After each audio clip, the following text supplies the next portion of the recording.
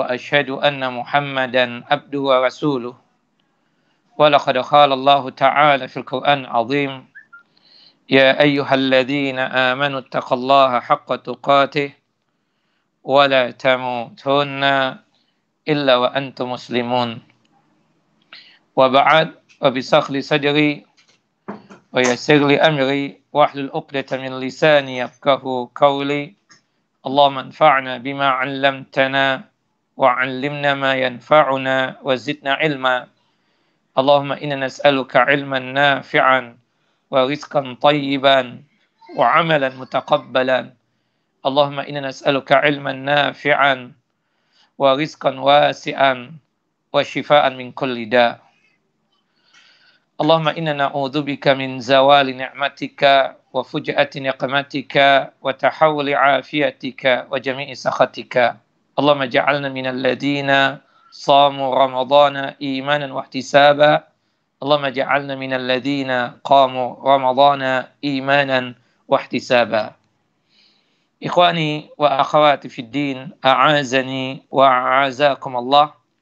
Bapak dan Ibu yang dimuliakan oleh Allahu Jalla wa Ala, melanjutkan kajian kita pembacaan kitab Al-Kabair, kumpulan dosa-dosa besar yang disusun oleh Al-Imam Az-Zahabi rahimahullah rahmatan wasi'ah, yang dimana kita masuk pada pembahasan dosa besar yang ke-36, Al-Kabiratu As-Sadisatu wa Salasun. Pembahasan dosa besar yang ke-36 ini adalah berkaitan dengan Al-Mannan. Al-Mannan itu artinya orang yang suka menyebut-nyebut kebaikan yang pernah dia berikan kepada orang lain.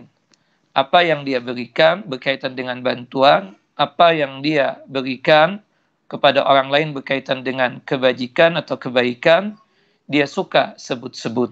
Ini juga termasuk dosa besar yang dimana disebutkan oleh Allah Jalla Jalaluhu dalam surah Al-Baqarah, surah yang kedua, ayat 264.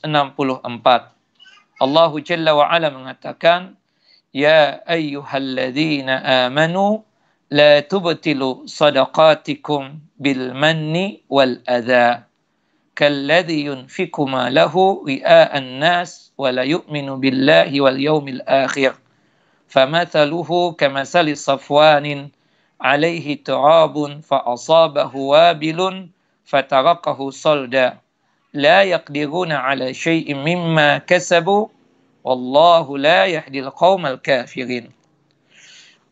Al-Imam Az-Zahabi membuka pembahasan untuk dosa besar yang ke-36 ini dengan membawakan firman Allah Jalla wa Ala dalam surah Al-Baqarah ayat 264. Allah Jalla wa Ala memanggil kita yang beriman kepadanya. Kata sahabat yang mulia Abdullah ibn Mas'udin radhiyallahu an, jika Allah Jalla wa Ala memanggil kita, berarti Allah Jalla wa Ala telah memuliakan kita. Jika Allah Jalla Jalaluhu memanggil kita, berarti ada satu di antara dua hal yang akan disampaikan oleh Allah Jalla wa Ala. Imma amrun, imma itu adalah perintah yang wajib untuk kita laksanakan, wa imma nahyun, atau bisa jadi larangan yang wajib untuk kita tinggalkan. Pada ayat ini Allah Jalla wa Ala melarang kita jangan sampai apa yang telah kita sedekahkan, apa yang telah kita berikan berkaitan dengan kebaikan kepada orang lain diungkit-ungkit, diceritakan, ya, disebarkan yang berkaitan dengan sifatnya tersebut untuk menghinakan orang tersebut atau untuk tujuan riya. Kata Allah Jalla wa Ala, Ya ayyuhalladzina amanu, wahai orang-orang yang beriman, La tubtilu sadaqatikum bil manni wal adha. Janganlah kalian menghilangkan pahala sedekah kalian dengan suka menyebut-nyebut apa yang disedekahkan. Atau ya dia tersebut menyakiti perasaan si penerima sedekah tadi.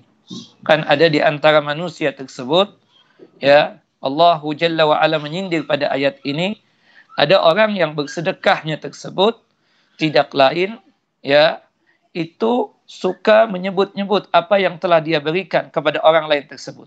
Ini disalahkan dan ini menjadi pembahasan kita insya Allah pada kesempatan ini.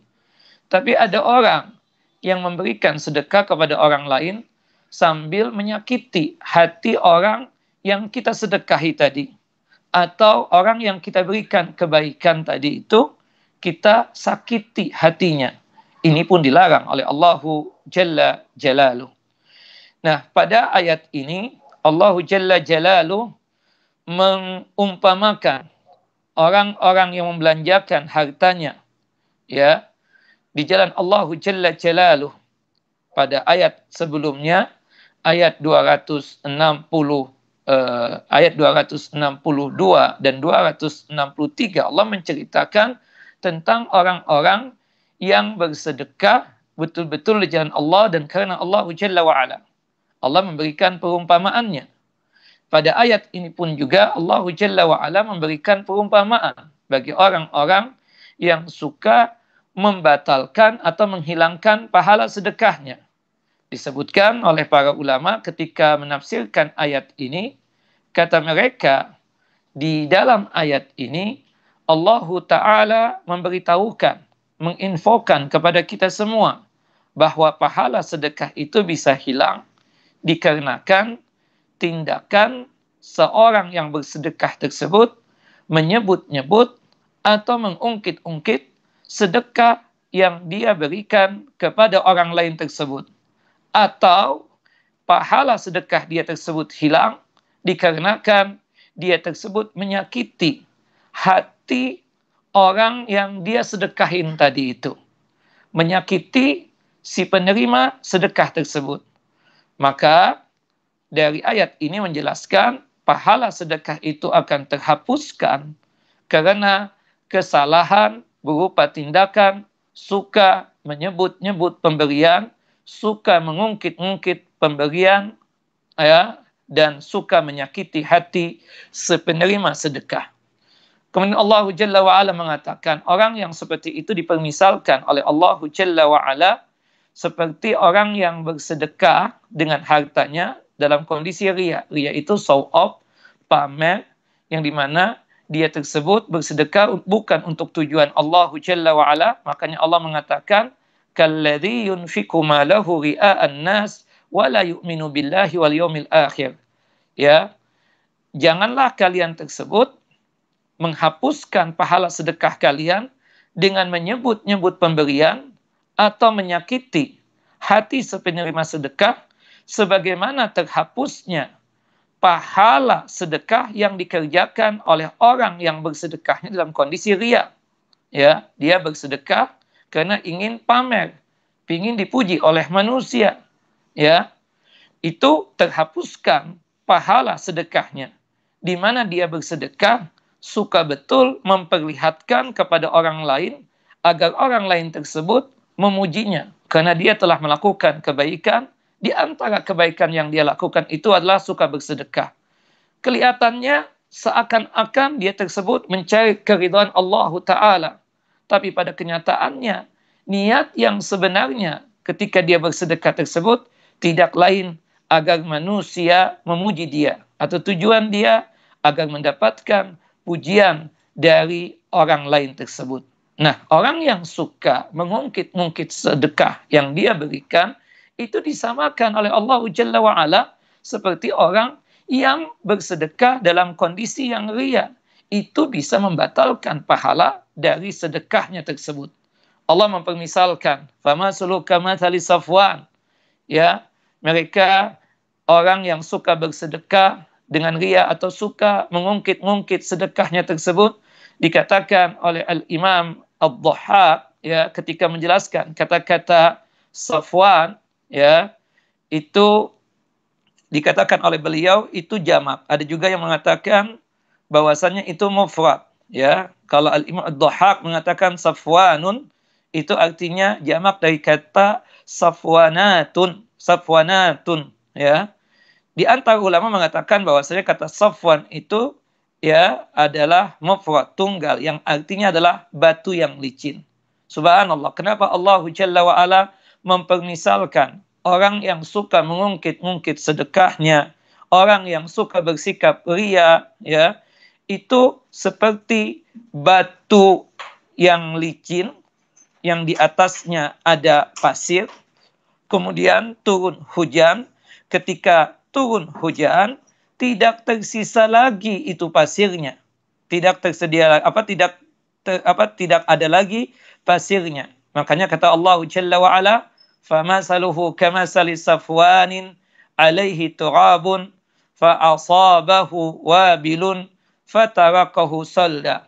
Perumpamaan orang seperti itu, maksudnya orang yang suka bersedekah, berbuat baik, suka mengungkit-ungkit, atau bersedekah, suka bersikap ria, itu seperti batu yang licin, yang di atasnya ada tanah atau pasir, kemudian batu itu ditimpa oleh hujan yang lebat, lalu menjadikan itu batu menjadi bersih, tidak ada tanahnya lagi, di atasnya tidak ada pasir lagi, ya, itu dikatakan oleh Al-Imam Ad-Dhahhak, orang yang bersedekah, suka mengungkit-ungkit sedekahnya, suka mengungkit-ungkit pemberiannya, itu tidak lain, ya, maksudnya seperti batu yang licin, yang dimana di atasnya ada pasir, di atasnya ada tanah, kemudian ditimpa oleh hujan yang lebat, tidak tersisa lagi pasirnya. Maksudnya, ketika seseorang bersedekah, tapi niatannya untuk mengungkit-ungkitnya di hadapan halayak atau di hadapan manusia,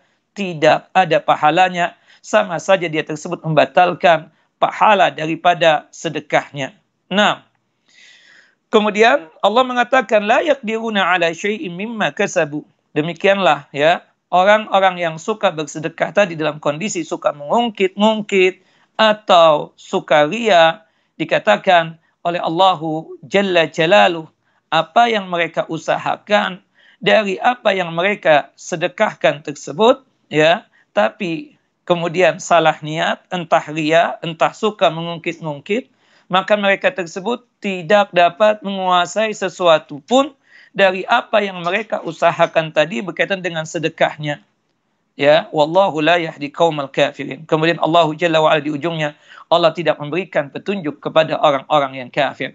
Maksud daripada ayat tadi tidak lain, ya, yang dimana mereka tidak mampu dari apa yang mereka usahakan itu berkaitan dengan sedekahnya mereka tadi, itu tidak lain amal perbuatan orang-orang yang suka ria dalam bersedekah dan suka mengungkit-ungkit pemberian akan hilang dan lenyap di sisi Allah Jalla wa Ala, meskipun perbuatan itu tampak oleh mereka, terlihat oleh mereka, bahkan mereka sadar telah melakukan itu, tapi menurut pandangan Allah Jalla wa Ala, dikarenakan mereka itu bersedekah dalam kondisi ria atau bersedekah dalam kondisi sukanya mengungkit-ungkit pemberian, maka Allah Jalla wa Ala tidak mengganjar mereka dengan pahala dan hasanat sebagaimana tanah di atas batu yang licin tadi, ketika dia tersebut, ya, ketika belum turun hujan, itu tanah masih ada di atas batu yang licin, itu pasir masih ada di atas batu yang licin. Tapi ketika hujan lebat, itu tanah, itu pasir hilang begitu saja. Sama halnya orang yang bersedekah, tapi niatan dia suka mengungkit-ungkit apa yang dia sedekahkan tadi itu, amalannya nampak oleh mereka. Bahkan mereka sadar mereka telah melakukan sedekah, tapi pahalanya yang tidak ada dikarenakan dia tersebut suka bersedekah, ya, dalam kondisi mengungkit-ungkit sedekahnya dan suka mengungkit-ungkit apa yang telah dia berikan kepada manusia. Nah, ini maksud daripada ayat ini. Kemudian Al-Imam Az-Zahabi rahimahullah rahmatan wasi'ah membawakan hadis yang sahih. Di sini hadis dari sahabat yang mulia Abu Dzar Al-Ghifari radhiyallahu an, ya, anin Nabi sallallahu alaihi wasallam qala, dari Nabi sallallahu alaihi wasallam beliau bersabda, qala Rasulullah, dari Nabi SAW beliau bersabda, qala salasatun la yukallimuhumullahu yaumal qiyamah wa la yanzuru ilaihim. Ada 3 golongan yang dimana Allah Jalla wa Ala tidak mengajak mereka tersebut bicara pada hari kiamat kelak. Allah Jalla wa Ala tidak mengajak bicara mereka pada hari kiamat kelak.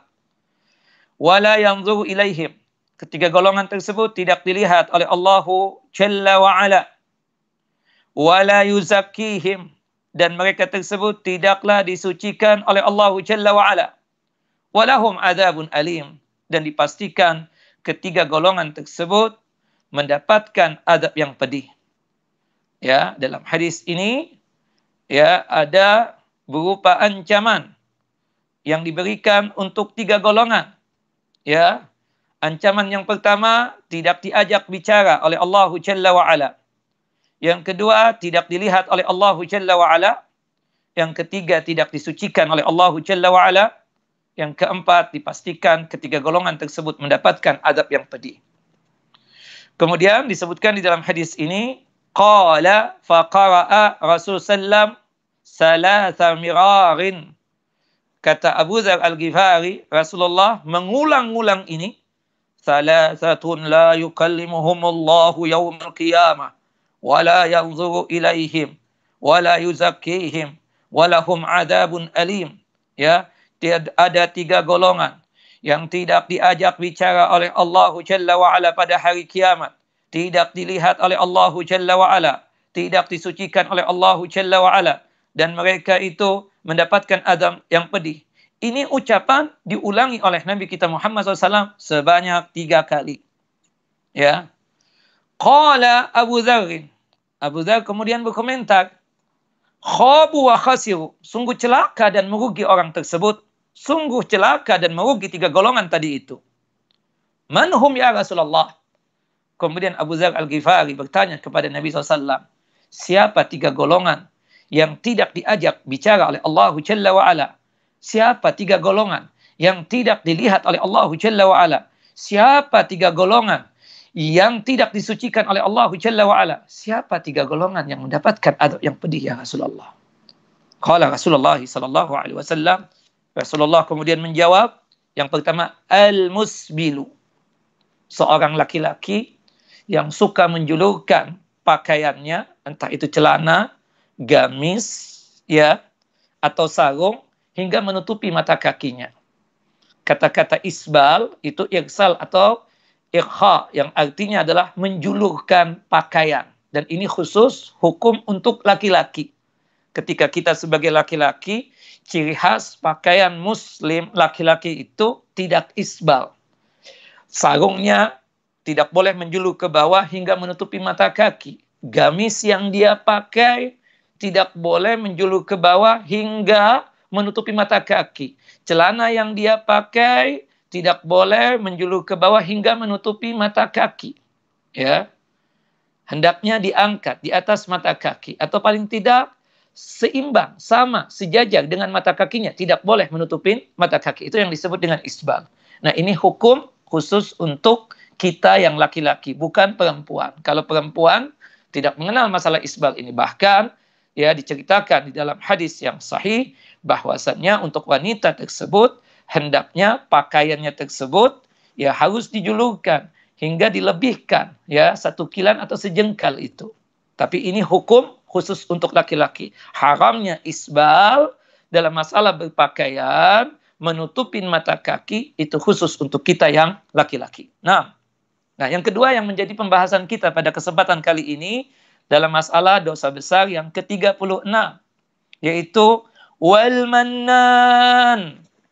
Ya, orang yang suka menyebut-nyebut kebaikan yang pernah dia berikan pada orang lain. Ya, suka menyebut-nyebut, menceritakan kebaikan-kebaikan yang pernah dia berikan untuk orang lain. Al-mannan. Yang ketiganya adalah wal munfiqu sil'atahu bihalifi al-kadhib. Seseorang yang membelanjakan dagangannya supaya laris manis, supaya cepat laku, dia menggunakan sumpah palsu atau sumpah dusta. Ya. Ya. Kakak, ya, murah ini harga, ditawar ya. Ya, sekian, berapa harganya? Kata si kakak tersebut, ya, 1 juta. Oh, mahal banget. Udah 500.000. Ya kakak, wallahi tadi sebelum kakak ada yang datang menawar 800.000. Ya, subhanallah. Membawa nama Allah, bersumpah atas nama Allah, tapi dusta. Nah, ini orang yang suka bersumpah palsu, membawa nama Allah, ya, tapi dusta untuk melariskan dagangannya. Itu kelak nanti pada hari kiamat akan, ya, tidak diajak oleh Allah Jalla wa Ala berbicara. Allah tidak mau berbicara kepadanya. Allah tidak mau untuk mengajak bercakap-cakap kepadanya. Allah Jalla wa Ala tidak mau untuk melihat dia. Allah Jalla wa Ala tidak mensucikan dia, dan Allah Jalla Jalaluh, ya, memastikan dia tersebut mendapatkan adab yang pedih, yaitu seorang pedagang untuk supaya laris, ya, dagangannya, dia bersumpah palsu atau sumpah yang dusta. Wallahu a'lam. Nah, diterangkan oleh para ulama tentang masalah hadis ini. Kata mereka, bayanu ghildi tahrimi isbalil izar wal manni wal atiyah wa tanfikil sil'ah bil halifi وبيان الثلاثة الذين لا يكلمهم الله تعالى يوم القيامة ولا ينظر إليهم ولا يزكيهم ولهم عذاب أليم. Hadis ini menjelaskan begitu kerasnya, haramnya, ya, begitu kerasnya pengharaman tentang isbal, ya, untuk kita yang laki-laki. Wahai para laki-laki, janganlah kita berpakaian ini, baik itu celana, sarung atau gamis, isbal. Ya, pakaian kita menutupin mata kaki kita. Ancamannya luar biasa dan pengharamannya begitu keras. Ya, luar biasa pengharamannya. Termasuk juga yang kedua, apa yang sudah kita berikan, tolong jangan disebut-sebut lagi. Tolong jangan diungkit-ungkit lagi. Karena haramnya sangat luar biasa. Sekaligus, hei para pedagang, jangan sampai antum ketika mendagangkan dagangan antum bersumpah atas nama Allah Jalla wa Ala, tapi dusta, bersumpah dengan sumpah yang palsu, ya, itu haram yang sangat luar biasa. Kenapa dikatakan haram yang sangat luar biasa? Karena ancamannya. 3 golongan tadi tidak diajak bicara oleh Allah Jalla wa Ala pada hari kiamat kelak. 3 golongan tadi tidak dilihat oleh Allah Jalla Jalaluh. Kemudian 3 golongan tadi tidak disucikan oleh Allah Jalla Jalaluh, dan dipastikan ketiga golongan tersebut, ya, mendapatkan adab yang pedih. Dan itu dikuatkan dalam hadis, ya, Abu Hurairah radhiyallahu an, ya, menjelaskan hal yang sama tentang masalah tadi, ya. Artinya terutama untuk menguatkan berkaitan dengan pembahasan yang kita bahas pada kesempatan ini. Hadis Abu Dzar ini sahih, dikeluarkan oleh Al-Imam Muslim dalam kitab sahih beliau pada nomor hadis 106. Nah, hadis ini sahih, dikeluarkan oleh Imam Muslim dalam kitab sahih beliau pada nomor hadis 106. Nah, kita bahas satu persatu tentang masalah ini, ya, sebagai tambahan ilmu. Tidak hanya sekedar yang berkaitan dengan masalah apa yang kita bahas, yaitu dosa yang ke-36, yaitu menyebut-nyebut kebaikan yang pernah diberikan pada orang lain. Sebagai tambahan ilmu, di dalam hadis ini, perawi hadis ini adalah Abu Dzar Al-Ghifari radhiyallahu an. Nama aslinya adalah Jundub bin Junadah. Nah, termasuk sahabat yang awalin, termasuk sahabat yang pertama kali yang menyatakan iman dan Islam di hadapan Nabi kita Muhammad sallallahu alaihi wasallam. Di antara hadis dari jalurnya beliau adalah tentang hadis ini. Larangan bagi kita yang suka menyebut-nyebut kebaikan yang pernah kita berikan kepada orang lain. Ya, tadi ancamannya luar biasa. Salasatun. Ada 3 golongan. Bapak, Ibu, kalau disebutkan 3 golongan, ini bukan sebagai pembatas. Tentunya ada golongan-golongan yang lain. Cuma kenapa Rasulullah menyebutkan 3? Supaya kita fokus dengan yang 3 hal ini. Yaitu kita sebagai laki-laki, hendaknya pakaian kita jangan sampai isbal. Ya, kemudian kita yang suka memberi kebaikan kepada orang lain, jangan suka disebut-sebut, jangan suka diungkit-ungkit.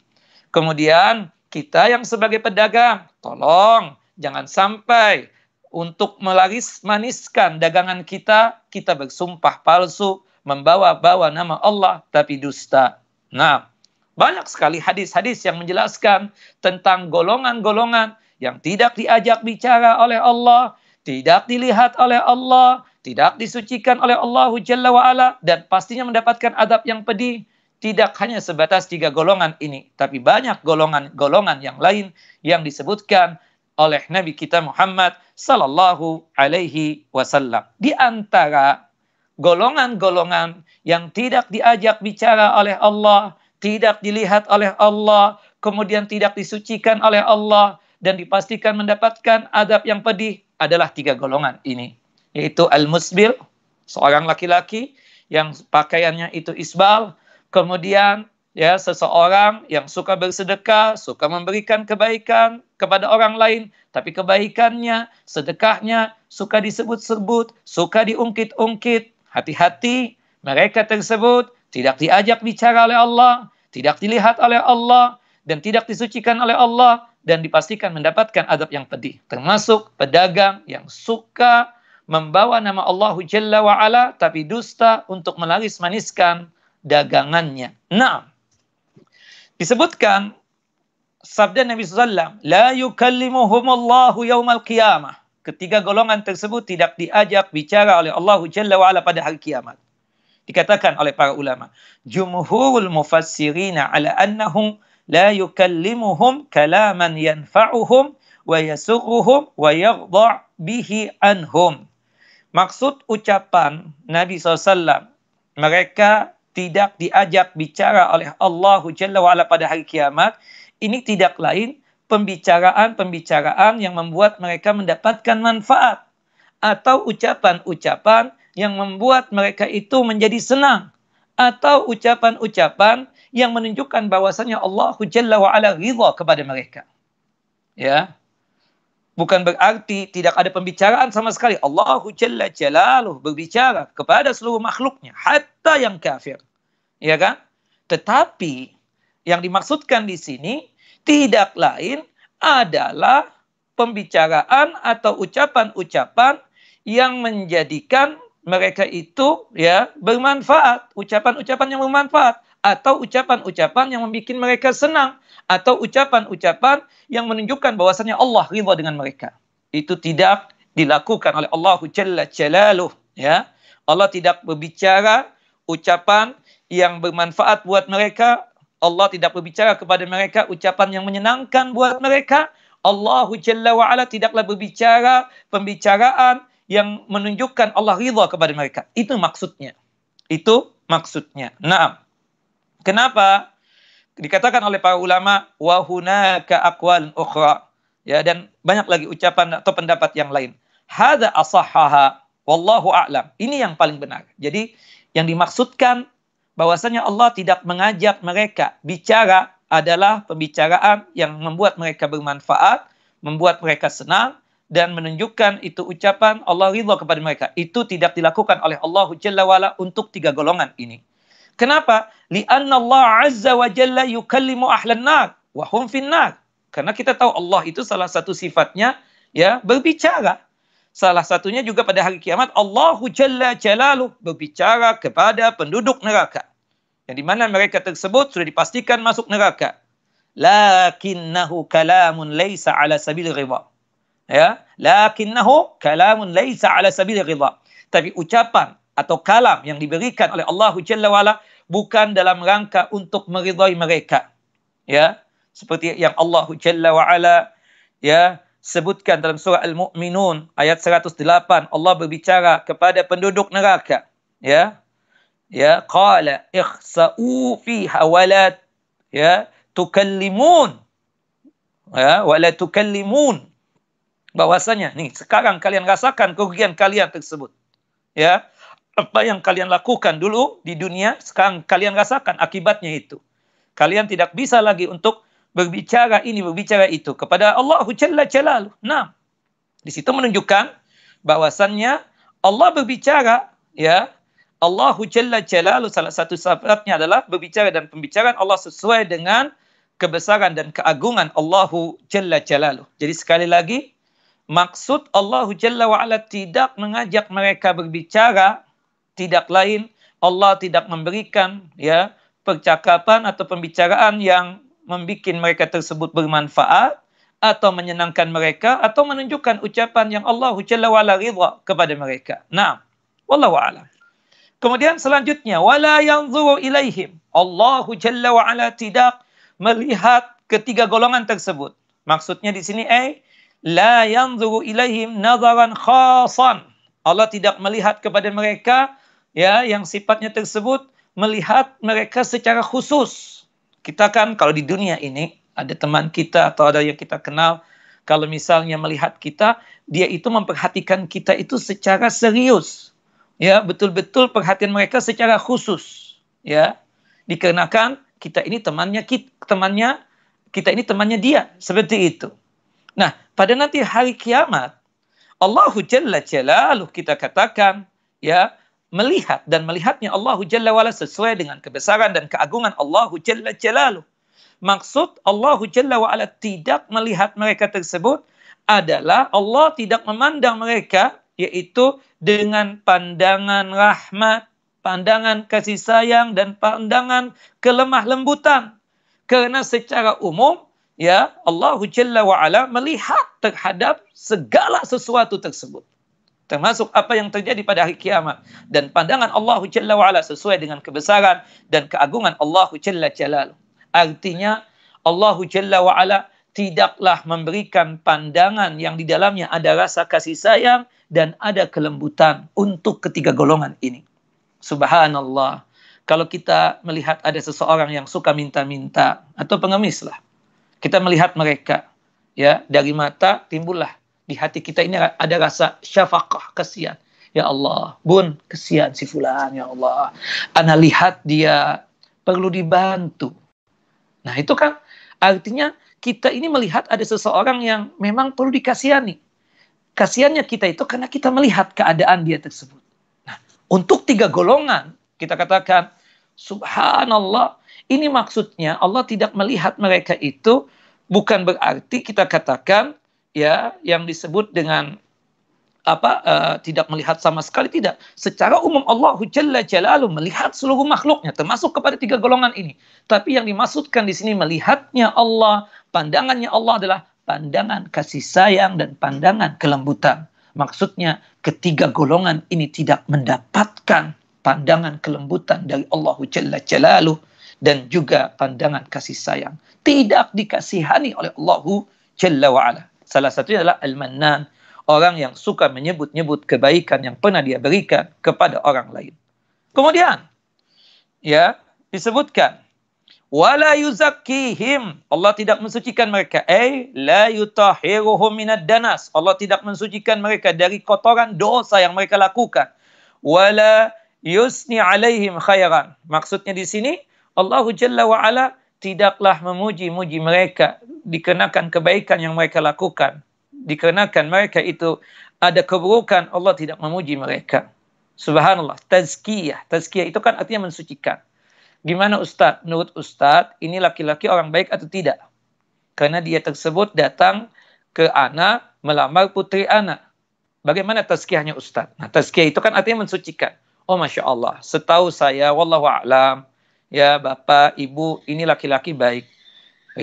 Di hadapan saya, dia sering hadir ke kajian, dia Masya Allah juga dalam masalah dunianya dan juga masalah akhiratnya, kesolehannya nampak betul. Nah, itu artinya apa? Saya merekomendasikan, dalam bahasa Arab rekomendasi itu adalah tazkiyah. Pada saat itu nanti di hari kiamat, Allah tidak merekomendasi tiga golongan ini. Allah tidak merekomendasi tiga golongan ini. Makanya Allah Jalla wa'ala tidak mau untuk memuji mereka. Tidak mensucikan mereka dari kekotoran dosa yang mereka lakukan ketika di dunia. Di antaranya suka mengungkit-ungkit pemberian, yang dia telah berikan kepada orang yang baik. Allah tidak memuji mereka sama sekali. Itu maksudnya. Wala yuzakkihim. Walahum adzabun alim, dan dipastikan ketiga golongan tersebut mendapatkan azab yang pedih. Nah, siksa api neraka, ancaman bagi mereka yang suka isbal, laki-laki yang suka isbal dalam masalah berpakaian, ancamannya api neraka loh. Bagi mereka yang suka mengungkit-ungkit atau menyebut-nyebut kebaikan yang pernah diberikan kepada orang lain, hati-hati loh, ancamannya adalah api neraka. Kemudian bagi mereka yang sebagai pedagang, yang sukanya tersebut ketika melaris maniskan dagangannya dengan membawa-bawa nama Allah, dengan menyebutkan sumpah palsu, ya, sumpah dusta di hadapan pembelinya hingga pembelinya tersebut percaya dengan dia. Hati-hati, ancamannya adalah siksa api neraka, azab yang pedih. Nah, kemudian Abu Dzar Al-Ghifari mengatakan, khabu wa khasiru, celaka tuh orang, merugi betul tuh orang. Nah, khaybah artinya khudlan. Ya, fi dzalikal waqt, pada waktu itu nanti di hari kiamat, mereka ketiga golongan ini betul-betul terhina. Betul-betul apa? Terhina. Kemudian pada waktu itu nanti di hari kiamat, mereka betul-betul merugi. Nas'alallaha as-salamata wal afiyah. Kita selalu berdoa kepada Allah, memohon kepada Allah keselamatan, ya, keselamatan di dunia dan keselamatan di akhirat kelak, ya. Kita terhindar dari siksa api neraka dan dimasukkan ke dalam jannah dan surganya Allahu Jalla wa'ala. Nah, itu sedikit penjelasan tentang ungkapan Nabi SAW atau sabda Nabi, la yukallimuhumullah.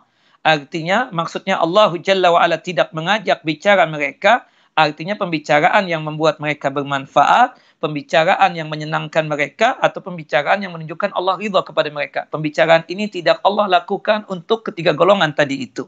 Kemudian yang disebut tidak melihat mereka adalah penglihatan atau pandangan rahmat dan kasih sayang serta kelembutan Allah. Allah tidak memberikan pandangan kasih sayang kepada mereka, pandangan kelembutan untuk ketiga golongan tadi, dikarenakan mereka melakukan 3 dosa yang luar biasa, dan itu adalah dosa besar. Kemudian Allah Jalla wa'ala tidak mensucikan mereka, artinya Allah tidak membersihkan kotoran dosa yang ada pada mereka, maksudnya Allah tidak memuji kebaikan mereka. Allah tidak merekomendasi mereka itu sebagai orang yang baik.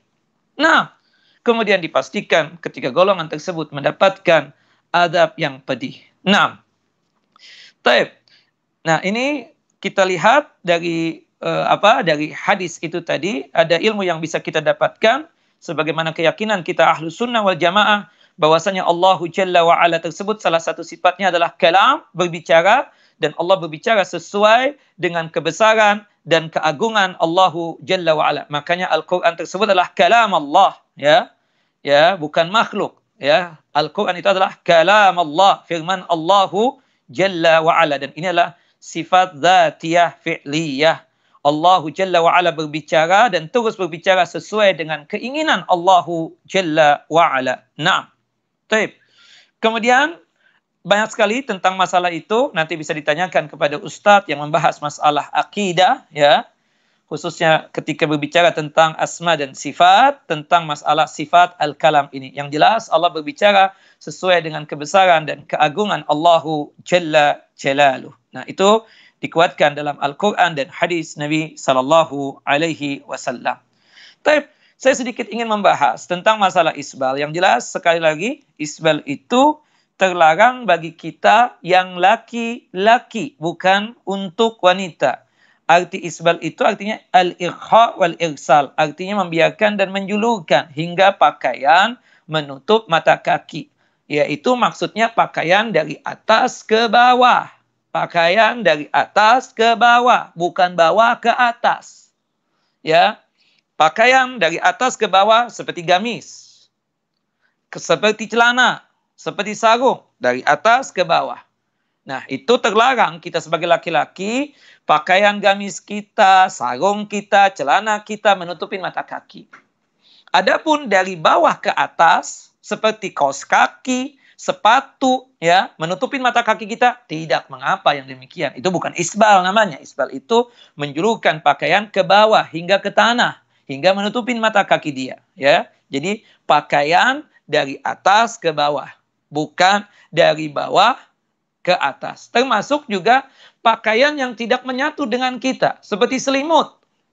Kita berselimut, kedinginan, kemudian kita tutupin seluruh tubuh kita hingga kaki kita. Apakah musbil kita? Enggak. bukan isbal itu. Karena itu bukan pakaian yang kita pakai, seperti itu. Kita menutupin kaki kita karena kita kedinginan, seperti itu. Jadi sekali lagi, wahai para laki-laki, yang disebut dengan isbal itu adalah pakaian dari atas ke bawah, seperti gamis, celana, atau sarung. Termasuk bishtan, termasuk juga seperti mislah. Ada gamis, kemudian kan ada jasnya. Kalau Bapak Ibu sering lihat itu, ya, teman-teman kita dari Mamlakah Saudi Arabia itu, ya, kalau kita kan ada jas itu, ada kemeja, kemudian ada jasnya. Nah, mereka gamis jasnya, namanya mislah atau bishtun. Bishtun. Nah, itu juga kata Syekh Abdul Aziz bin Baz, jangan sampai itu jas gamisnya itu juga isbal. Makanya kata Syekh bin Baz rahimahullah rahmatan wasi'ah, fal wajibu ala rajuli al-muslimi ayyattaqiyallaha wa ayyarfa'a malabisahu sawa'un kanat qamisan aw izaran aw sarawil aw bistan. Na'am wa alla tanzi'u 'anil ka'bayn. Na'am wal afdal an takunu ma baina nisfi as-saq ila al-ka'ab. Na'am. Kata Syekh Abdul bin Baz, wajib bagi kita laki-laki muslim untuk bertakwa selalu kepada Allah. Dan hendaknya dia mengangkat pakaiannya. Baik itu gamis, baik itu sarung, baik itu celana ataupun misla, ya, bistan atau bistun. Nah, jangan sampai diturunkan hingga menutupin mata kaki. Yang afdal itu tentunya di antara betis dan mata kaki. Artinya celana kita, sarung kita, gamis kita, wahai para laki-laki, di atas mata kaki. Meskipun ya, yang terlarang itu yang menutupin sama sekali. Adapun ustadz, kalau misalnya sejajar bagaimana? Tapi tidak tertutup mata kakinya. Bolehkah begitu? Boleh. Yang tidak boleh itu di bawah mata kaki hingga mengakibatkan tertutup mata kakinya. Itu yang tidak boleh. Naam. Taib. Itu pula yang dikatakan oleh Syekh Muhammad bin Shalih Al-Utsaimin. Naam. Kata beliau, termasuk wabidukhulil ya bantalun atau bintal fil isbal, ya, termasuk celana juga masuk, jangan sampai isbal, kata Syekh Muhammad bin Shalih Al-Utsaimin dan juga kata Syekh Albani rahimahullah rahmatan wasi'ah. Nah, itu berkaitan dengan masalah isbal, ya. Terlepas ada khilaf para ulama tentang masalah itu, yang berkaitan tentang isbal itu untuk laki-laki haram secara umumnya, apalagi dirangkai dengan dirangkai dengan kesombongan. Kalau dia isbal kemudian dirangkai dengan kesombongan, maka ya lebih haram lagi. Ya. Dan lebih berat lagi nanti siksanya. Dan isbal ini adalah wa annahu min kaba'idz dzunub, termasuk dari dosa-dosa besar. Wallahu a'lamu bissawab. Nah, itu bisa dilihat dalam kitab Al-Mughni, itu bisa dilihat dalam kitab Al-Majmu', ya. Dan juga bisa dilihat dari komentar-komentar para ulama tentang masalah itu, ya. Yang jelas isbal ini hukum berkaitan dengan pakaian laki-laki, bukan wanita, ya. Ini khusus untuk laki-laki. Kita masuk kepada apa yang kita bahas pada kesempatan kali ini, yaitu berkaitan dengan dosa besar yang ke-36, yaitu al-mannan. Orang yang suka mengungkit-ungkit, orang yang suka menyebut-nyebut kebaikan yang pernah dia berikan kepada orang lain. Nah, kita lihat dari ungkapan para ulama tentang masalah ini. Disebutkan kata al-mannan itu bisa berarti 3 hal, tapi yang menjadi pembahasan kita maksudnya yang ketiga. Ayyakuna dzalika bil qawli bi ayyadhkura al-insanu ma an'ama bihi ala akhihi. Wa hadza huwal murad fi hadisil bab. Bahwasannya makna yang ketiga inilah yang berkaitan dengan apa yang kita bahas ini, yaitu seseorang menyebutkan apa yang telah dia beri, apa yang telah dianugerahkan kepadanya, kemudian dia memberikan apa yang dianugerahkan kepada dia kepada saudaranya, kemudian dia sebut-sebut ya apa yang dia telah berikan kepada saudaranya, dia ungkit-ungkit kebaikan yang telah dia berikan kepada saudaranya. Ini yang menjadi pembahasan kita kali ini. Dan ini termasuk adalah dosa besar. Nah, Subhanallah, banyak sekali tentang ayat yang menyebutkan larangan ini. Di antaranya tadi dalam firman Allah Jalla Jalaluhu dalam surah Al-Baqarah ayat 264, la tubtilu sadaqatikum bil manni wal adha.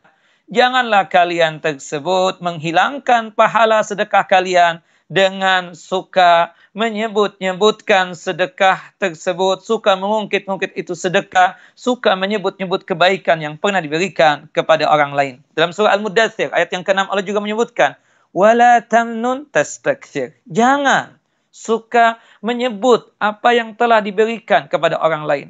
Jangan suka mengungkit-ungkit kebaikan yang telah diberikan kepada orang lain tersebut. Nah, ya, makanya sepakat para ulama, la yajuzu al-mannu bisadaqah. Tidak boleh sedekah yang kita berikan tersebut kemudian kita ungkit-ungkit sedekah yang kita berikan kepada orang lain. Itu yang mengakibatkan sedekah kita menjadi batal pahalanya. Artinya hilang pahalanya. Subhanallah, kita tahu batu yang licin itu diibaratkan, ya, kita katakan sedekahnya. Kemudian di atas batu yang licin itu ada pasir dan tanahnya, itu diibaratkan pahalanya. Subhanallah, turun hujan lebat. Kemudian pasir dan tanah yang ada di atas batu yang licin tersebut, hilang itu pasirnya, hilang itu tanahnya. Ini kinayah bahwasanya hujan yang lebat itu tidak lain ketika kita sudah bersedekah, ada batu licinnya, ada wujudnya, dirasakan. Subhanallah, sedekahnya itu. Kemudian seharusnya ada pahalanya. Diibaratkan tadi, ada pasir di atas batu yang licin tadi itu. Ada tanah di atas batu yang licin tadi tersebut. Tapi berhubung setelah kita bersedekah, kita ungkit-ungkit kebaikan yang kita berikan kepada orang lain. Subhanallah, itu diibaratkan hujan yang lebat yang bisa menghilangkan pasir dan tanah yang ada di atas batu tersebut. Artinya, percuma kalian bersedekah jika sekiranya kalian masih suka mengungkit-ungkit dan menyebut-nyebut kebaikan yang pernah diberikan kepada orang lain. Karena sikap kalian suka mengungkit-ungkit dan menyebut-nyebut kebaikan yang diberikan kepada orang lain mengakibatkan pahala dari sedekah dan kebaikan yang kalian lakukan hilang. Tidak ada di sisi Allahu Jalla wa'ala. Kata sahabat yang mulia Abdullah ibn Abbas radhiyallahu anhuma ketika menafsirkan firman Allahu Jalla Jalaluhu dalam surah Al-Baqarah, surah yang kedua, ayat 264 yang kita bacakan tadi sebagai mukaddimah dalam kitab ini. La yatimul ma'ruf illa bisalas. Tidak sempurna kebaikan tersebut kecuali kalau kita melakukan 3 hal berikut ini. Yang pertama, bita'jilihi wa tasghirihi wa satrihi. Yang pertama, kebaikan kita segerakan. Ada kebaikan, ada fulus nih. Jangan, ntar deh, besok aja sedekahnya. Sekarang dong, jangan ditunda-tunda lagi. Besok kali nggak ada umur lagi. Ya, segerakan kalau itu untuk kebaikan. Yang kedua, tidak memandang besar dan kecilnya. Mau besar, mau kecil, lakukan kebaikan tersebut. Kemudian, setelah melakukan kebaikan, baik itu besar ataupun kecil, sembunyikan itu kebaikan. Jangan suka diceritakan. Anak pernah tuh. Itu yayasan kalau bukan anak yang ini. Apa diceritakan? Buat apa? Sudahlah. Allah saja. Kita serahkan sama Allahu Jalla Jalaluhu. Ingat Bapak Ibu, ya, terutama ibu-ibu ini. Terutama ibu-ibu. Nasihat Abdullah bin Abbas ini tolong dicamkan betul-betul. Satu kebaikan tidaklah dianggap kebaikan kecuali jika itu disegerakan. Jangan memandang besar dan kecilnya, ya. Lakukan, ya, kebaikan tersebut, mau besar mau kecil, lakukan itu kebaikan. Setelah kita melakukan kebaikan tersebut, tolong sembunyikan, rahasiakan. Cukup kita dan Allahu Jalla wa Ala yang tahu. Nah, seperti itu. Nah itu, insya Allah kalau kita mensegerakan, maka tenang hati kita. Sudah melaksanakan itu kebaikan. Kalau kita melakukan kebaikan itu, mungkin pandangan manusia itu kecil, tapi pahalanya besar di sisi Allahu Jalla Jalaluhu. Kemudian kalau kita sembunyikan, maka Masya Allah, pahalanya menjadi sempurna di sisi Allahu Jalla Jalaluhu. Nah, itu berkaitan tentang ayat yang kedua, hadis, ya, hadis yaitu yang dibawakan oleh Syekh rahimahullah rahmatan wasi'ah Al-Imam Az-Zahabi, yaitu membawakan hadis Abu Dzar Al-Ghifari radhiyallahu an, hadis yang dikeluarkan oleh Imam Muslim yang berkaitan dengan ancaman bagi orang yang suka menyebut-nyebutkan kebaikan yang pernah diberikan kepada orang lain, yang dimana beliau membawakan hadis Abu Dzar Al-Ghifari yang dimana ancamannya tersebut tidak dilihat, tidak diajak bicara oleh Allah Jalla Jalaluh, tidak dilihat oleh Allah Jalla wa'ala, dan tidak disucikan oleh Allah Jalla wa'ala, dan dipastikan mendapatkan azab yang pedih. Satu hadis lagi, yaitu disebutkan di sini di dalam hadis yang sahih, ya, beliau membawakan hadis yang sahih, ya, berkaitan tentang masalah yang apa yang kita bahas berkaitan dengan dosa besar, suka menyebut-nyebutkan kebaikan yang pernah diberikan kepada orang lain. Hadis yang disahihkan oleh Syekh Nasiruddin Albani rahimahullah rahmatan wasi'ah, yang dimana hadisnya berbunyi seperti ini. Qala Rasulullah sallallahu alaihi wasallam, Rasulullah sallallahu alaihi wasallam bersabda, ya, dari sahabat yang mulia Abu Umamah Al-Bakhili, ya, Umar bin Yazid adalah seorang rawi yang berasal dari Syam, ya, dari Abu Salam, dan Abu Salam ini mendengar dari Abu Umamah Al-Bakhili radhiyallahu an. Qala, beliau berkata, qala Rasulullah SAW, Rasulullah SAW bersabda, salasatun la yaqbalallahu lahum sarfan wala adlan. Ada 3 golongan manusia yang mana Allah tidak akan menerima sarfan, kita akan jelaskan nanti, wala adlan, dan adl. Apa yang disebut dengan sarfan dan adl? InsyaAllah kita akan jelaskan pada kesempatan ini. Yang pertama, ya, akun liwalidayh. Akun, anak yang durhaka kepada kedua orang tuanya. Yang kedua, wamannanun, orang yang suka menyebut-nyebut kebaikan yang pernah diberikan kepada orang lain. Yang terakhir, yang ketiga adalah wa mukadzibun bil qadar, orang yang suka mendustakan qadar atau takdir. Orang yang mendustakan qadar atau takdir. Nah, apa sih yang dimaksud dengan sarfan atau adlan? Yang kita akan sebutkan ada 5 di sini. Ya, ada 5. Yang pertama yang disebut dengan sarf, sarfan, huwal fariḍah, ya, kewajiban. Sedangkan al-adl adalah tatawu'an atau at-tatawwu atau sunnah. Makanya diartikan dalam kitab kita ini terjemahannya, ada 3 golongan manusia yang mana Allah tidak menerima amal wajib dia dan Allah tidak menerima amal sunnahnya dia. Ya, itu benar artinya. Berarti masuk arti yang pertama. Atau sebaliknya, yang kedua, Bapak Ibu. Yang pertama tadi apa? Yang pertama saraf di situ artinya adalah amalan wajib, sedangkan adlan di situ adalah amalan sunnah. Jadi kalau kita terjemahkan ada 3 golongan yang dimana Allah Jalla wa'ala tidak akan menerima amal wajibnya dan Allah tidak menerima amal sunnahnya. Ya, kewajiban seperti sholat yang 5 waktu, amal sunnahnya seperti sholat-sholat sunnah, Allah tidak terima. Siapa mereka? Anak durhaka kepada kedua orang tuanya.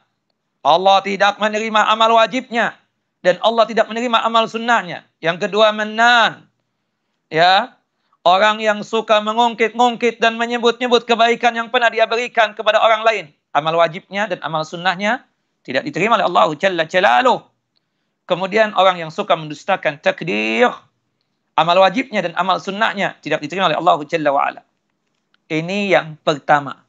Ya, arti daripada kata-kata sarf dan adlun. Sarfun atau adlun. Nah, yang kedua sebaliknya malah. Kalau saraf di situ artinya amalan sunnah. Ini pendapat yang kedua ya. Saraf di situ maksudnya amalan sunnah. Sedangkan al-adlu artinya al-faridatu, amalan wajib. Jadi bisa kita balik. Terjemahnya begini. Ada 3 golongan yang mana Allah Jalla wa'ala tidak akan menerima amal sunnahnya maupun amal wajibnya. Nah, sebaliknya. Jelas ya? Tidak perlu diulang lagi. Nah, jadi ini Pendapat yang kedua, malah sebaliknya. Sorab itu artinya amalan sunnahnya, sedangkan al-adl itu amalan wajibnya. Yang ketiga, arti as-sarfu di situ at-taubah. Sedangkan at-taubah artinya taubatnya. Ya, as-sarfu di situ adalah at-taubatu, artinya taubatnya. Maksudnya bisa kita terjemahkan, ada 3 golongan manusia yang dimana Allah tidak menerima taubatnya. Nah, as-sarf di situ. Al-adlu artinya al-fidyah. Al-fidyah itu artinya tebusan. Tebusannya. Maksudnya di sini apa, Ustaz? Kalau kita artikan ada 3 golongan manusia yang dimana Allahu Jalla wa'ala tidak menerima taubatnya dan tidak menerima tebusannya. Nah, apa yang dia tebuskan tidak Allah Jalla wa'ala terima. Nah, yang keempat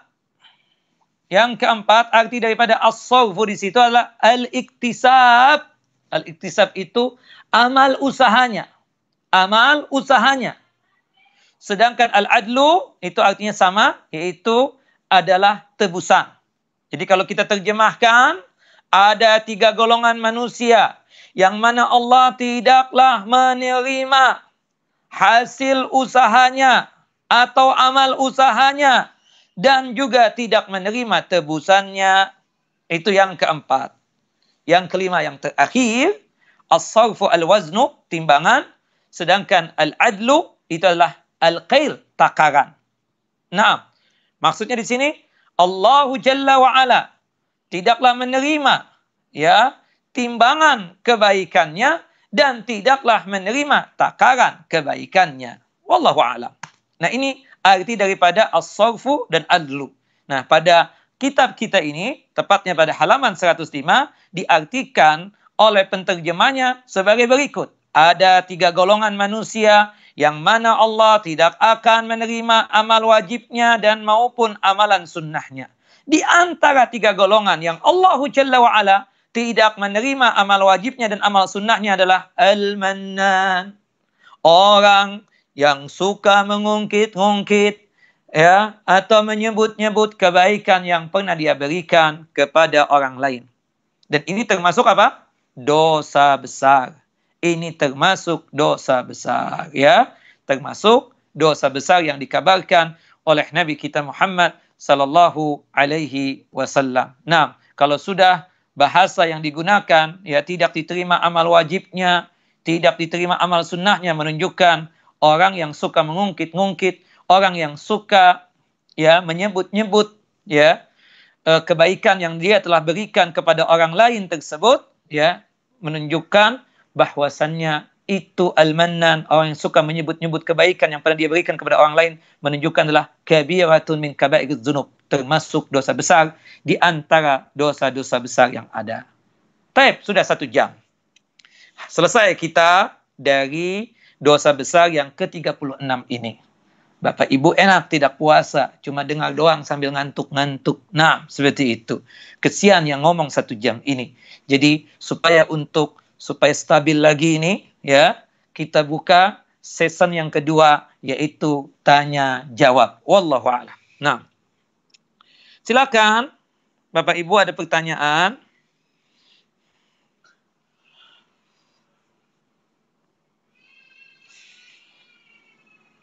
Sini ada pertanyaan. Ustadz, bagaimana bila seseorang akhirnya mengungkit pemberiannya karena awal si peminjam uang tidak membayar utang, namun diikhlaskan beberapa waktu kemudian orang tersebut meminjam barang di mana diminta kembalikan agak susah, akhirnya saya mengungkit kebaikan saya sebelumnya. Apakah ini termasuk riya? Kalau untuk sekedar pelajaran di antara ibu dengan dia, karena ini orang nggak sadar-sadar dari apa yang telah kita berikan berkaitan dengan kebaikan, tidak mengapa yang demikian. Yang disebut dengan menyebut kebaikan yang pernah diberikan kepada orang lain tersebut, tujuannya untuk menghinakan dia, atau tujuannya untuk menggapai ria juga. Nah, itu yang tidak boleh. Adapun supaya dia sadar, bertaubat dari kesalahan yang dia lakukan, kita kasih tahu, ibu kan dulu pernah saya halalkan itu utang. kenapa ibu kejam begini sama saya? Allahu Akbar. Bukan tujuan saya ibu ingin berbuat baik, tapi tega banget ibu seperti ini. Kan seperti itu. Nah, sekedar seperti itu, tidak mengapa yang demikian. Supaya dia tersebut insaf, bertaubat kepada Allahu Jalla wa'ala. Nah, jadikan niat kita memang untuk menyebutkan itu agar dia sadar. Bukan untuk tujuan untuk menghinakan dia atau tujuan untuk riya. Atau supaya orang memuji kita. Tidak sama sekali. Tujuan kita supaya dia sadar. Maka tidak mengapa demikian. Toh juga kita ngomongnya berduaan sama dia supaya dia betul-betul paham dan mengerti apa yang pernah kita lakukan berkaitan dengan kebaikan kepada dia. Bukan kita tidak ikhlas. Insya Allah kita ikhlas. Tujuan kita menyampaikan itu supaya dia sadar dari perbuatan dosa yang dia lakukan. Nah, Assalamualaikum warahmatullahi wabarakatuh. Waalaikumsalam warahmatullahi wabarakatuh. Ustadz, bagaimana hukumnya kalau ditanya oleh penerima? Misalnya saya memberikan baju kepada teman saya. Lalu teman saya ketika ngobrol dengan saya bilang, ini dulu baju saya beli di mana ya? Ini dulu baju saya beli di mana ya? Saya lupa. Lalu saya bilang, itu dari saya tempo hari. Apakah saya termasuk orang yang mungkin pemberian? Iya, maksudnya ada teman kita kasih baju.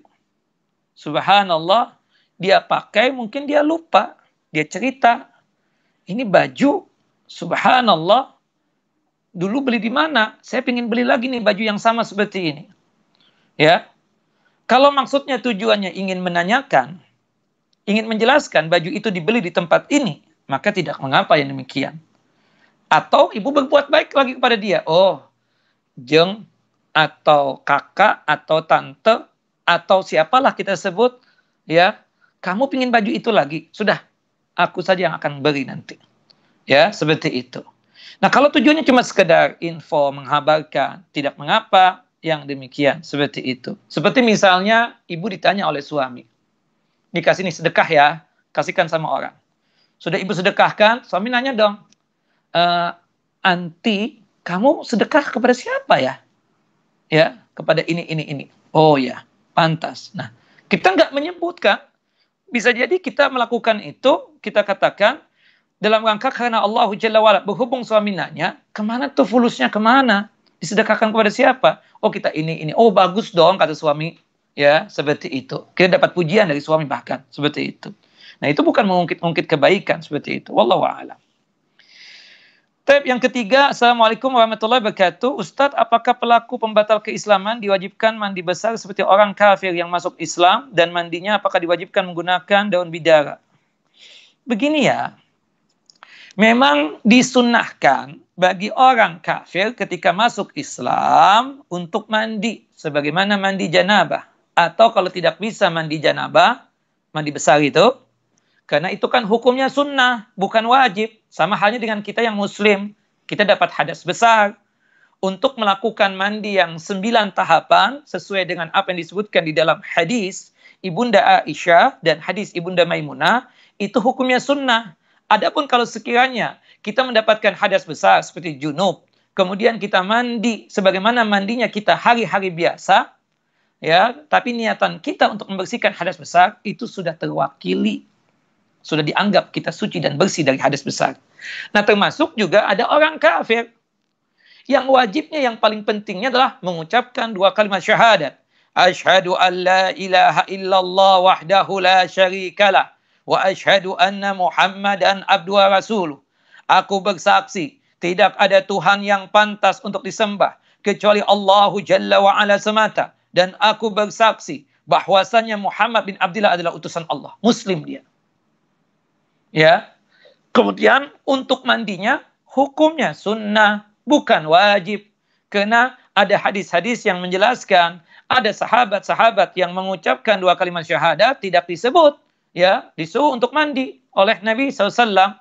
Tapi memang ada hadis Qais bin Asim yang mengatakan, ya, bahwasanya ketika beliau tersebut menyatakan iman dan Islam, Rasulullah habis itu menyuruh dia mandi. Nah, mandi yang seperti ini hukumnya apa? Sunnah, bukan wajib. Taib, berkaitan dengan pembatal keimanan dan keislaman. Insya Allah nanti kita akan pelajari kalau sudah selesai ini buku.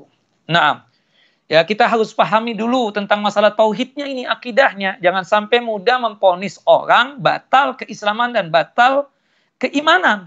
Ya, dia melakukan salah satu, mungkin kalau yang di buku-buku itu kan ada sekitar 10 ya, 10 pembatal keimanan dan keislaman. Ya, salah satunya dia berbuat syirik besar, berbuat syirik besar. Nah, itu kita menghukumi dia tersebut melakukan itu betul-betul di atas ilmu, itu syirik atau tidak. Yang kedua, kita sudah iqamatul hujjah atau tidak, memberikan nasihat, memberikan wejangan, apa yang antum lakukan ini adalah dosa besar, syirik yang bisa mengeluarkan antum dari Islam. Sudah tidak?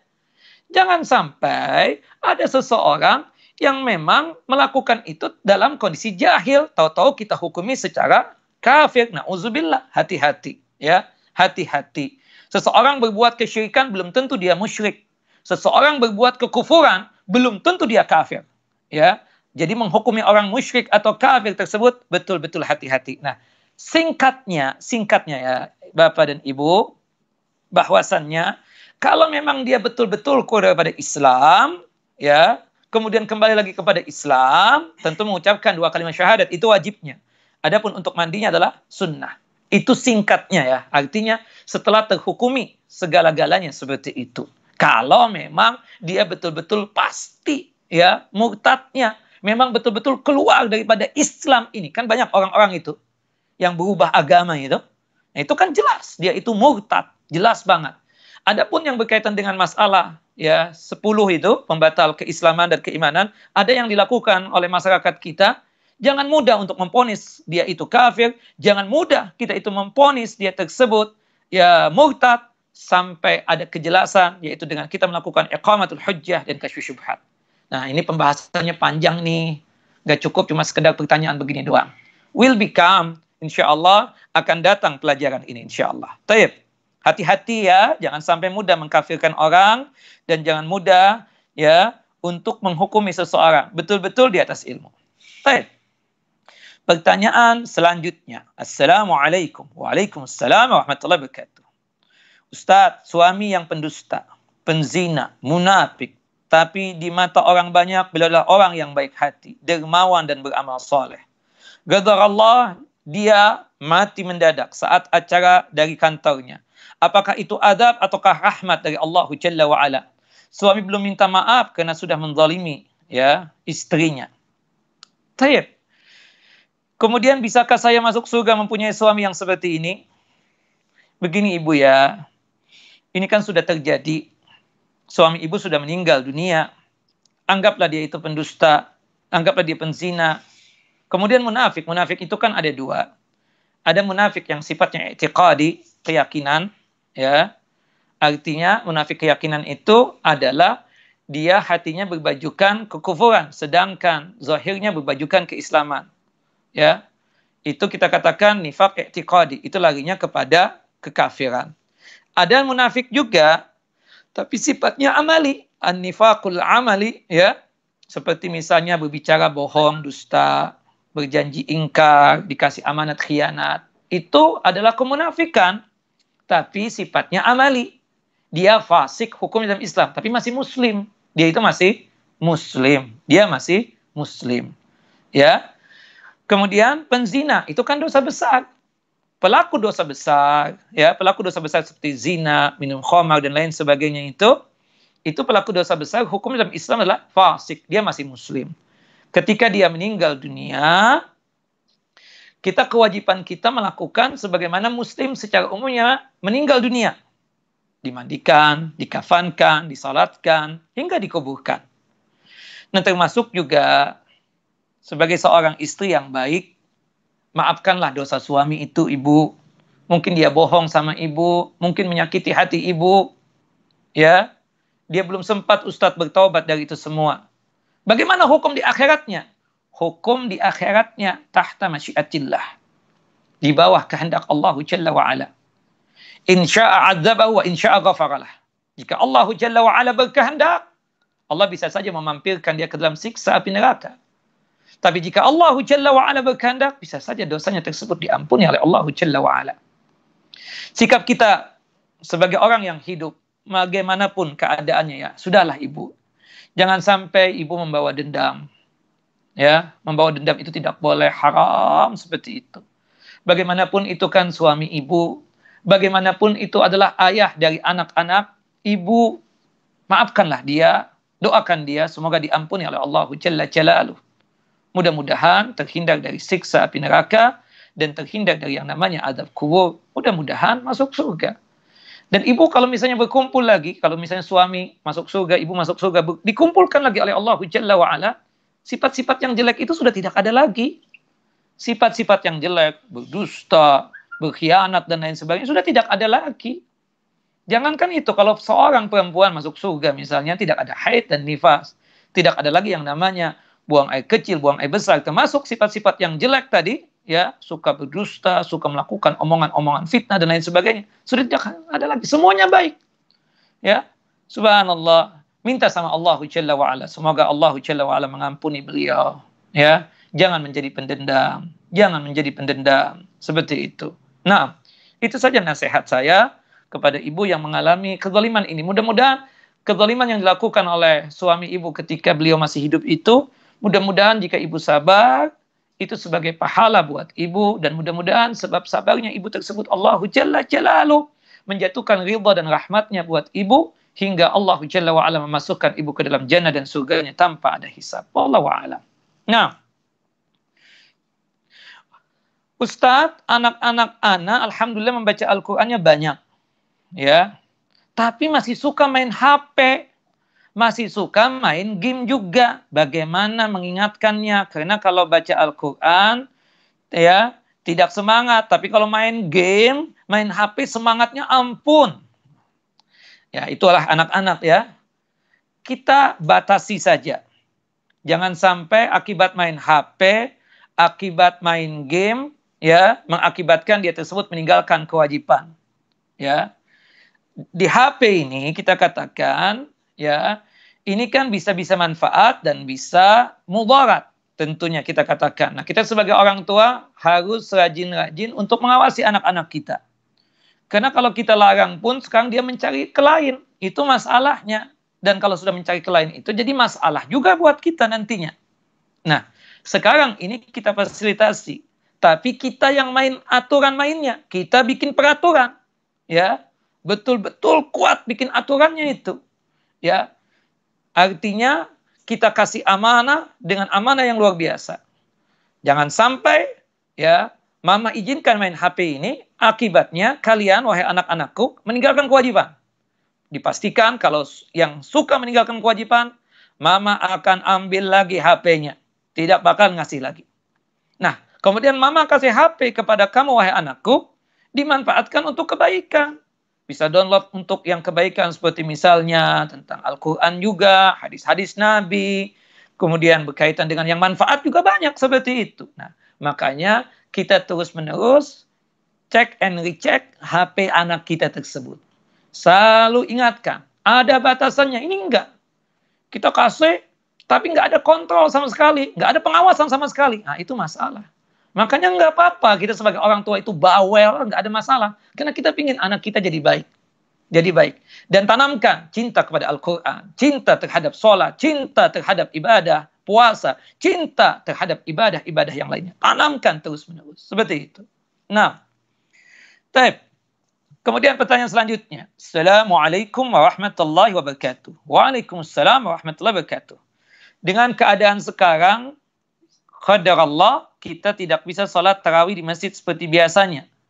Maka kita tetap salat tarawih di rumah masing-masing. Apabila hafalan kita masih sedikit, namun kita ingin salat tarawih, salat malam dengan waktu yang panjang, bagaimanakah solusinya? Bapak ambil Al-Quran atau mushaf, baik yang besar ataupun yang kecil, ya, menjadi imam untuk istri Bapak dan anak-anak Bapak. Mengapa kita mengambil mushaf Al-Quran, kemudian kita bawa dalam sholat, karena hafalan kita sedikit, kita baca melalui Al-Quran tersebut. Ya, agar kita seharinya bisa 1 juz atau setengah juz dalam sholat tarawih kita. Hafalan kita sedikit, Ustaz. Ya, 3 qul aja, qul huwallahu ahad, qul a'udzu falaq, qul a'udzu birabbin nas. Itu saja, bolak-balik itu. Saya pingin yang lebih, ya. Bolehkah saya mengambil Al-Quran, kemudian saya menjadi imam salat buat istri dan anak-anak saya? Boleh. Itu yang diperintahkan oleh Ibunda Aisyah kepada budaknya. Budaknya menjadi imam salat, berhubung hafalannya sedikit, disuruh oleh Ibunda Aisyah untuk mengambil mushaf agar dibacakan ketika dia tersebut menjadi imam. Nah, ketika sujud, kalau Qurannya kecil bisa kita kantongi. Kalau besar, misalnya kita taruh ada kursi, ada tempat khusus ya, untuk meletakkan itu mushaf sambil kita baca, tidak mengapa. Ya, karena dalam masalah ketika salat itu kan tentang pandangan kita ke tempat sujud itu ternyata hadisnya dhaif. Yang terlarang itu tidak boleh kita ketika salat menghadap ke atas, memandang ke atas. Tidak boleh ketika salat kita memandang ke kanan, ke kiri, menengok seperti itu, seperti musang itu. Kemudian, adapun ketika salat boleh memandangkan pandangan kita ke depan atau ke tempat sujud. Nah, ketika kita menjadi imam salat kita seperti ini dengan HP kita atau dengan mushaf kita, bolehkah yang demikian? Boleh, tidak mengapa yang demikian. Wallahu a'lam. Baik Bapak salat sendirian ataupun salat berjamaah. Wallahu a'lam. Naam. Pertanyaan yang selanjutnya. Assalamualaikum warahmatullahi wabarakatuh. Waalaikumsalam warahmatullahi wabarakatuh. Ustaz, untuk puasa bagi yang sakit autoimun, minum obat 12 kali belum bisa berpuasa dan kemungkinan sembuhnya tidak tahu kapan sembuhnya. Yang saya tanyakan, yang pertama, bagaimana untuk bayar puasanya? Apakah harus puasa ataukah boleh fidyah? Yang kedua, pertanyaannya, kalau fidyah, bayarnya bolehkah pakai uang karena tidak memungkinkan untuk menyiapkan makanan 30 dus, uangnya tersebut diserahkan, bolehkah diserahkan cuma untuk satu keluarga miskin saja? Nah, Allah Jalla wa'ala mengatakan di dalam surah Al-Baqarah ayat 184, فَمَنْ كَانَ مِنْكُمْ مَرِيضًا أَوْ عَلَى سَفَرٍ فَعِدَّةٌ مِنْ أَيَّامٍ أُخَرٍ. Barang siapa di antara kalian yang sakit, kemudian sebab sakit itu mengakibatkan dia tidak bisa berpuasa Ramadan, maka nanti ketika dia sehat, ya boleh dia tidak berpuasa, dan nanti ketika dia sudah sehat, baru diganti utang puasanya tersebut. Tentunya di luar Ramadan. Taib. Sakit itu ada dua. Ada sakit yang sifatnya mudah untuk sembuh, tidak permanen. Ada sakit yang sifatnya tersebut permanen. Kapan sembuhnya? Wallahu a'lam. Allah Jalla wa'ala yang tahu. Bahkan kita tanya dokter juga tidak mengerti. Ikhtiar saja kata dokter. Usaha saja kata dokter. Nah, kalau sakit yang sifatnya mudah sembuh, seperti misalnya kita puasa, tahu-tahu berhubung tidak sahur, kita kena mah. Sakit, nggak kuat banget. Teruskan puasanya Ustaz. Nggak, batalkan. Karena kalau misalnya dia puasa, membuat dia susah untuk menjalankan puasanya karena sakit tadi itu, atau karena sakit membuat dia tersebut berat menjalankan puasanya, maka batalkan puasanya. Tapi setelah dia makan 2 piring atau 3 piring nasi, sembuh lagi sakitnya tersebut. Nah, berarti pada kondisi sakit seperti inilah, sakit yang mudah sembuh, berarti nanti selesai Ramadan ini, dia wajib melunasi utang puasanya dengan berpuasa lagi. Tapi kalau sakit yang tadi disebutkan, diceritakan tadi, dia tidak mungkin puasa Ustaz. Karena dia harus minum obat 12 kali. Dan tubuhnya lemah betul. Kapan sembuhnya wallahu alam. Berarti permanen atau sakitnya itu belum tentu kapan sembuhnya wallahu alam. Bisa jadi sebab dia memaksakan puasa tambah parah sakitnya. Maka pada kesempatan ini, dia boleh mengganti utang puasanya dengan membayar fidyah. Pembayaran fidyah boleh dari Ramadan ini, boleh nanti di akhir Ramadan, boleh juga kalau tidak mampu di Ramadan, setelah Ramadan ini. Karena pelunasan fidyah itu sama seperti pelunasan puasa dengan berpuasa lagi, 11 bulan. Dari tanggal 2 Syawal sampai akhir Sya'ban. Nah, fidyah itu memberikan makanan. Paling gampangnya adalah al-qutul baladi, makanan pokok. Ibu bisa suruh orang, bapak bisa suruh orang untuk membelikan. Bukan diganti dengan uang. Karena Allah mengatakan, وَعَلَى الَّذِينَ يُطِيقُونَهُ فِدْيَةٌ طَعَامُ مِسْكِينٍ. Bagi mereka yang tidak sanggup berpuasa, dikarenakan sakit yang permanen di antaranya, atau dikarenakan lansia yang sudah tidak sanggup lagi berpuasa, maka diganti utang puasanya dengan membayar fidyah. Dan membayar fidyah itu artinya memberikan makanan. Makanan yang dimaksud adalah makanan pokok, yaitu beras. Bisa dong beli beras. Warung-warung masih buka. Bisa. Atau cara online, tinggal dikirim. Seharinya 2 liter beras. Itu sudah lebih banget. 2 liter beras kali 30 berarti 60 liter beras. Berikan satu keluarga boleh Ustaz? Boleh banget. Tidak mengapa yang demikian. Gampang? Sangat gampang. Kalau berwujud uang, itu zakat mal, zakat harta. Tolonglah ya. Kita masih bisa beli beras. Kita punya keperluan kadang, maaf, mengambil fulus di ATM bisa. Bukan begitu? Kemudian kalau kita butuh banget untuk beli makanan, bisa keluar. Masa beli beras nggak bisa? Itu termasuk kebutuhan kita setiap hari. Beli beras, sehari bayar fidyah 2 liter, 2 liter kali 30 berarti 60 liter beras. Berikan kepada tetangga kita yang fakir miskin, ya, atau kerabat kita yang fakir miskin. Meskipun kita memberikan fidyah untuk satu keluarga miskin saja, sudah cukup itu. Nah, kasihkan 60 liter tersebut kepada satu keluarga yang miskin, itu sudah melunasi utang puasa bapak ibu yang sakit, ya, sakit yang parah tadi, yang tidak sanggup lagi untuk berpuasa. Wallahu a'lam. Tapi pertanyaan selanjutnya, dalam hadis yang dikeluarkan oleh Imam Muslim, Rasulullah bersabda, Allah tidak melihat jasad kalian, tubuh kalian, dan tidak melihat bentuk rupa kalian, dalam riwayat lain harta kalian, tapi melihat hati kalian dan amal kalian. Ustadz, bagaimana definisi hati yang baik yang dimaksud dalam hadis tersebut? Maksudnya, Allah melihat hati kalian. Walakin yanzuru ila qulubikum wa amalikum. Tapi Allah melihat hati kalian dan amalan kalian. Maksudnya, hati di situ beramalnya ikhlas karena Allah Jalla wa Ala. Lillahi ta'ala. Wa ma umiru illa liya'budallah mukhlisina lahuddina hunafa. Tidaklah kita disuruh, diperintahkan kecuali beribadah dalam kondisi ikhlas. Inna salati wa nusuki wa mahyaya wa mamati lillahi rabbil alamin la syarika la wa bidzalika umirtu wa ana awwalul muslimin. Ikhlas. Wa amalikum. Selain melihat hati kita, juga melihat amalan kalian. Amalan kita apa? Amalan yang sesuai dengan apa yang dituntunkan oleh Nabi SAW, yaitu ittiba. Jadi, beramalnya ikhlas, itu berkaitan dengan hati yang dimaksudkan dalam hadis tadi. Kemudian amalan, maksudnya amalan yang sesuai dengan apa yang dituntunkan dan diajarkan oleh Nabi kita Muhammad SAW. Taib, berkaitan dengan masalah ini Ustaz. Ya, apakah ini menjadi dalil bahwa penting hati yang baik walaupun tidak berhijab? Enggak. Hati wajib dijaga. Jagalah hati. Ya. Berhijab wajib. Ustaz, dia baik, Ustaz, meskipun belum berhijab. Iya, dia baik. Tapi dia berdosa dikarenakan tidak berhijab ketika keluar rumah, ketika ketemu dengan laki-laki yang bukan miliknya, bukan mahramnya. Dia dosa. Tetap dosa. Oh, dia baik, Ustaz, tapi masih suka mabuk. Dosa mabuknya. Dia suka bersedekah. Insya Allah sedekahnya ada pahala jika dia ikhlas. Tapi mabuknya tetap dosa. Dia baik, Ustaz, tapi nggak berhijab. Iya, insya Allah ada pahalanya kebaikan dia tadi. Dia sholat, ada pahalanya. Dia berzakat, ada pahalanya. Tapi dia tidak berhijab, dia juga dosa. Dosa, dan dosanya dosa besar.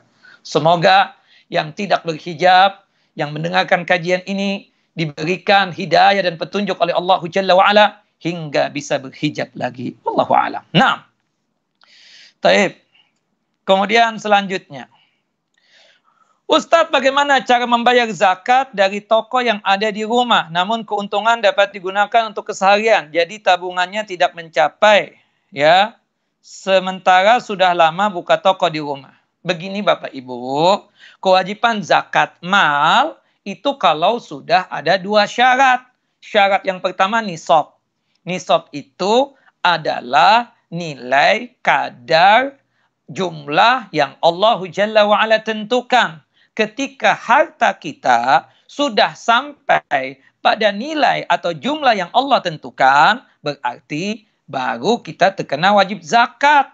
Seperti emas yang 24 karat, kita baru wajib berzakat ketika kita punya emas yang 24 karat tersebut 85 gram emas yang 24 karat.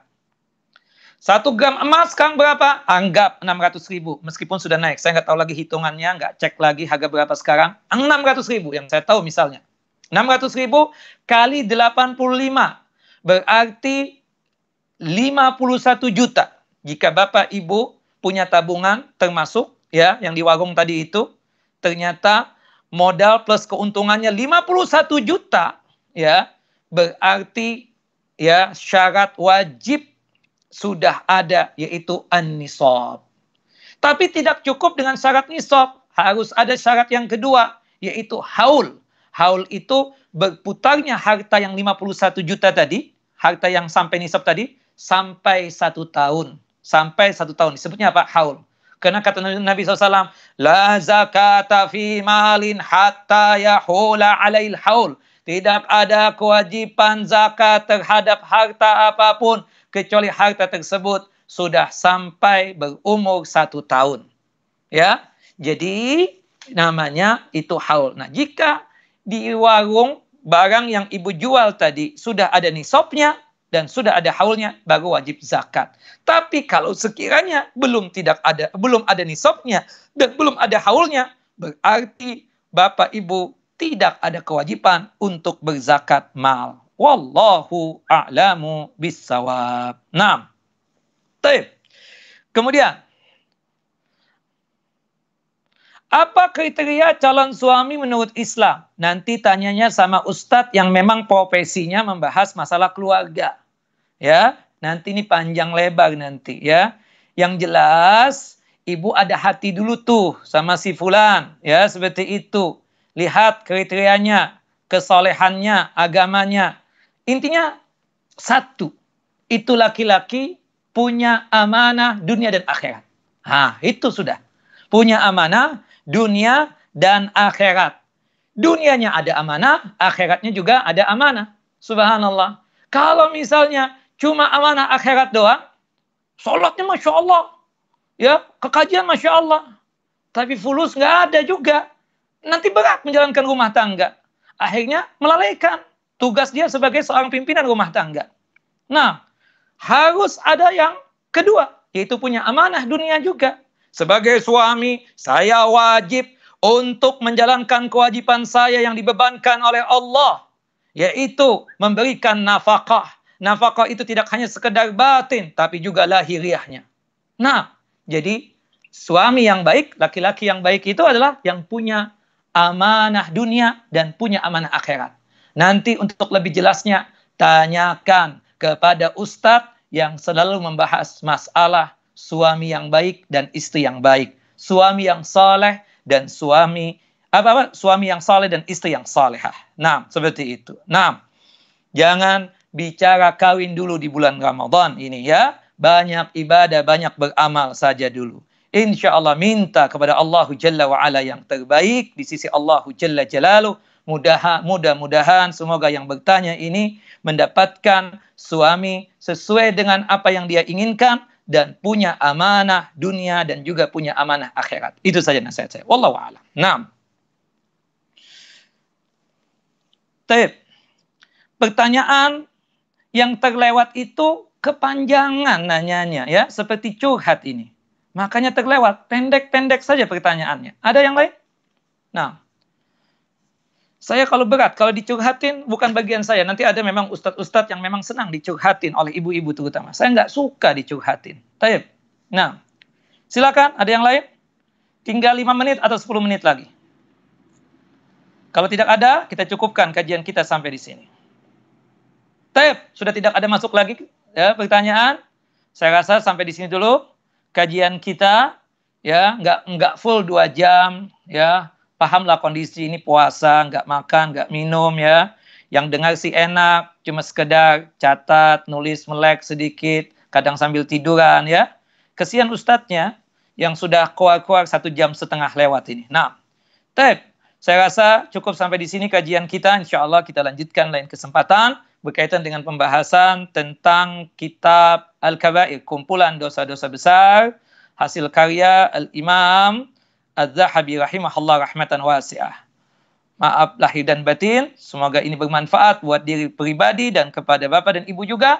Semoga Allah Jalla Jalaluhu selalu memberikan kesemangatan buat kita untuk beribadah kepadanya di bulan yang penuh dengan keberkahan ini, yaitu bulan Ramadan. Mudah-mudahan sebab kita tersebut melakukan amal saleh, Allah Jalla wa'ala menjatuhkan ridha dan rahmatnya atas kita semua, sehingga kita bisa dimasukkan ke dalam jannah dan surganya tanpa ada hisab. Wa sallallahu nabiyana Muhammad wa ala ali Muhammad kama sallaita ala Ibrahim wa ala ali Ibrahim innaka Hamidum Majid. Allahumma barik ala Muhammad wa ala ali Muhammad kama barakta ala Ibrahim wa ala ali Ibrahim innaka Hamidum Majid. Subhanakallahumma wa bihamdika asyhadu an la ilaha illa anta astaghfiruka wa atubu ilaik. Assalamualaikum warahmatullahi wabarakatuh.